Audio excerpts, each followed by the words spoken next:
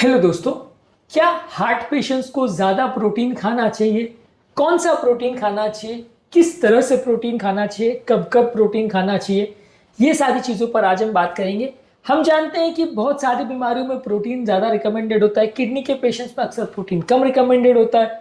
तो हार्ट के पेशेंट्स में क्या रिकमेंडेड है? हार्ट फेलियर के या हार्ट की अलग अलग बीमारियों वाले पेशेंट्स को कितना, कैसे और कब प्रोटीन लेना चाहिए, आज इस पर बात करेंगे। टॉपिक पर जाने से पहले जो लोग हमारे चैनल पर नए हैं उन्हें रिक्वेस्ट करूंगा कि चैनल को सब्सक्राइब करें। हमारे चैनल का पर्पस है हेल्थ एजुकेशन के द्वारा लोगों को हेल्दी बनाना, और इस मिशन में आप हमारे सहभागी बन सकते हैं। चैनल को सब्सक्राइब करके, वीडियोस को लाइक करके, कंटेंट को शेयर करके। टॉपिक के दौरान हमारे ओपीडी की कुछ इंटरेस्टिंग स्टोरीज, कुछ प्रैक्टिकल यूटिलिटी की बातें, हमारा एक्सपीरियंस, कुछ साइंटिफिक फैक्ट्स और स्टडीज, और हमारा फाइनल वर्डिक्ट क्या है, ये सारी चीजें आपको बताऊंगा। इसलिए बने रहिए हमारे साथ एंड तक। चलिए शुरू करते हैं।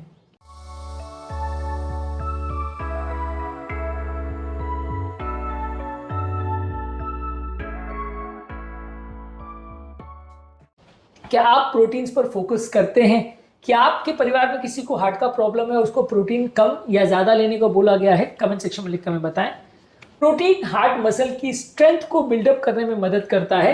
अगर आपको हार्ट फेलियर का प्रॉब्लम है या हार्ट वीकनेस का प्रॉब्लम है तो ज्यादा मात्रा में प्रोटीन लेने से आपकी हार्ट की वीकनेस में कुछ हद तक फायदा मिलेगा।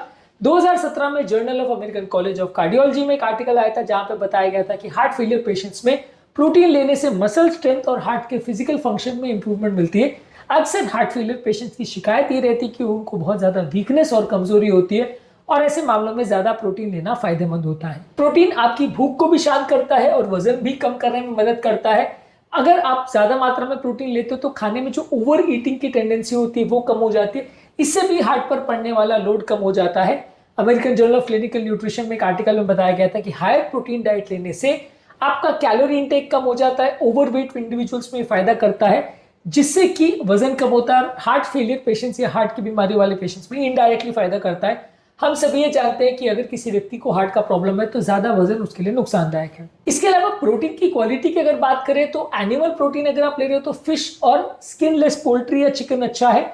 अगर प्लांट बेस्ड प्रोटीन ले रहे हो तो ज्यादातर प्लांट बेस्ड प्रोटीन को मिक्स करके आप ले रहे हो तो अच्छा है। आपकी क्वालिटी ऑफ प्रोटीन्स भी डिसाइड करती है कि प्रोटीन खाने के बाद आपको अच्छा लगेगा या बुरा। 2019 में एक मेटालिस पब्लिश होता सर्कुलेशन में, जिसने बताया गया था कि रेड मीट के प्रोटीन को यदि आप प्लांट और फिश प्रोटीन से अगर रिप्लेस करते हैं तो कार्डियोवैस्कुलर इवेंट्स 15 से 10% तक लगभग कम हो सकते हैं। इसके अलावा प्रोटीन आपकी मसल्स की रिकवरी को भी हेल्प करता है, खासकर उन पेशेंट में जिसमें रिसेंट कोई सर्जरी हुई है या हार्ट अटैक हुआ है। प्रोटीन इंटेक आपकी हार्ट की हीलिंग को इंप्रूव करता है और आपके हार्ट के मसल लॉस को कम करता है। हॉस्पिटलाइज अगर किसी हार्ट फेलियर पेशेंट को रिसेंटली किया गया तो वहां पे ज्यादा प्रोटीन डेफिनेटली लेना चाहिए। 2018 में क्लिनिकल न्यूट्रिशन में एक आर्टिकल पब्लिश हुआ था जहां बताया गया था कि हार्ट पेशेंट्स में यदि आप ज्यादा प्रोटीन लेते हैं तो रिहैबिलिटेशन के टाइम में, खासकर बाईपास के तुरंत बाद, ये पेशेंट्स के लिए ज्यादा मददगार होता है और पेशेंट्स की ओवरऑल रिकवरी को ये इंप्रूव करता है।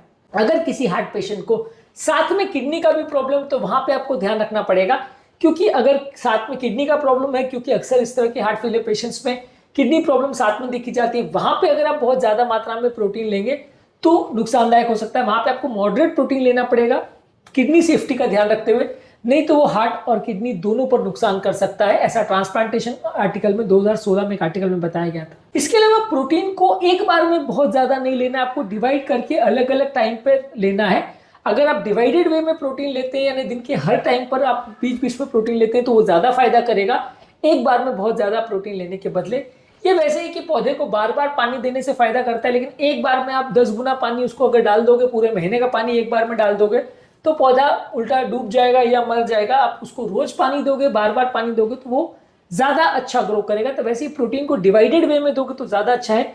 एक बार में पूरा प्रोटीन आप एक ही खाने में सारा डब करने की कोशिश करोगे तो फायदा नहीं करेगा। तो हर बार जब आप खाना खाएं तो उसमें ज्यादा प्रोटीन का ध्यान रखना है।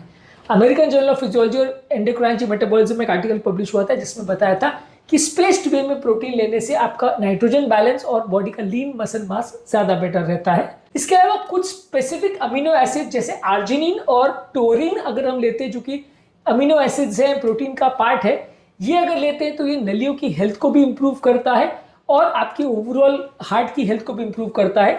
2012 में हाइपरटेंशन जर्नल में एक आर्टिकल पब्लिश हुआ था जिसमें बताया था कि ओरल टोरिन सप्लीमेंट अगर पेशेंट को दिया जाए तो नलियों के फंक्शन और ब्लड प्रेशर को ज्यादा अच्छा मेंटेन करता है।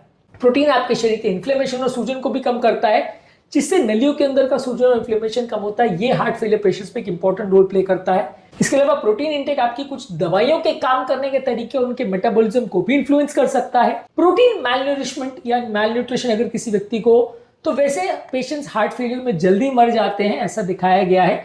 तो इसका मतलब ये है कि अगर हार्ट पेशेंट में अगर प्रोटीन की कमी है तो उनका मसल लॉस जल्दी होगा, उनकी कंडीशन जल्दी बिगड़ेगी और उनकी मृत्यु जल्दी हो सकती है। अगर आप हाई फैट और लो प्रोटीन डाइट लेते हैं तो उससे मसल लॉस ज्यादा होता है, बॉडी में एक्सेसिव फैट होता है और इससे हार्ट फेलियर ज्यादा बिगड़ता है, ऐसा इस आर्टिकल में दिखाया गया है।